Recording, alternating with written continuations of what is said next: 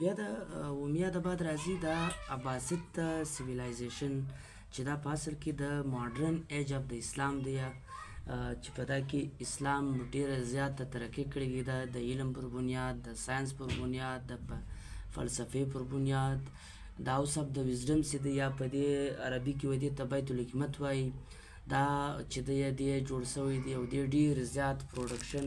او مختلف علمي خلک پیدا کړي دي دا په اصل کې له 1550 څخه بیا تر 1258 ته پورې دا سوی دی او کپیټل چې دی هغه کوپا د دوی کپیټل او د دې المنصور او کوم چې دی هغه دغه ځدلی و بغداد کپیټل په 280 کې دا ډیر د دنیا ډیره غټه دغه ښار و چې کله دا دغه د عباسد کپیټل و له دې څخه مین کردار بیا څوک ادا کوي هغه هارون رشید دی هارون رشید باچهي کوي له 280 څخه تر 809 پورې او چې دی دا ډیر زیات فولک سټوریان چې دی کوم د سویلو خواته یا د مشرق کوم سایډونه چې له دې فولک سټوریان راټولوي او پر دې باندې خپل تخ کوي دا چې دی دا کوم چارلمینز چې و هغه ډېر زیات د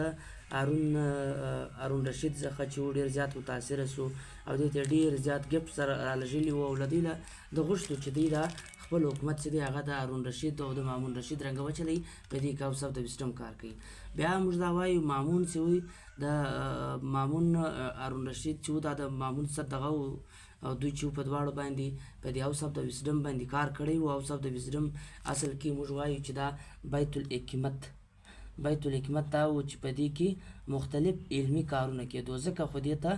د اسلامیک د ګولډن ایج اف د اسلام وایي په 850 کې دې ډېره زیاته لویه لایبرري جوړه کړله د دنیا که موږ دا وایو چې د دنیا ډېره غټه لایبرري وه په دا کې د دې لپاره په ساینس کې هم کار کېده په میډیسنس کې او میتھمیټکس کې جیوګرافي باندې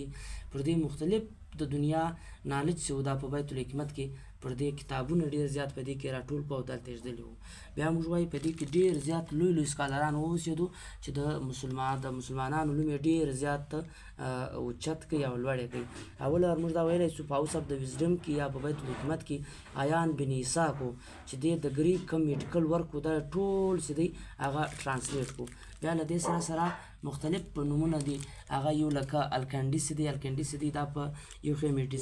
میډیسنز باندې ډېر زیات کار وکړي بیا د هغه وروسته څخه چې کوم کار د کړی دی هغه دا و چې په اسټرولوژي کې څه دی د هم پر مختلف موضوعاتو باندې کار وکړي د دې بعد موسی برادرز راځي چې بونو موسی برادرو ته یایي دا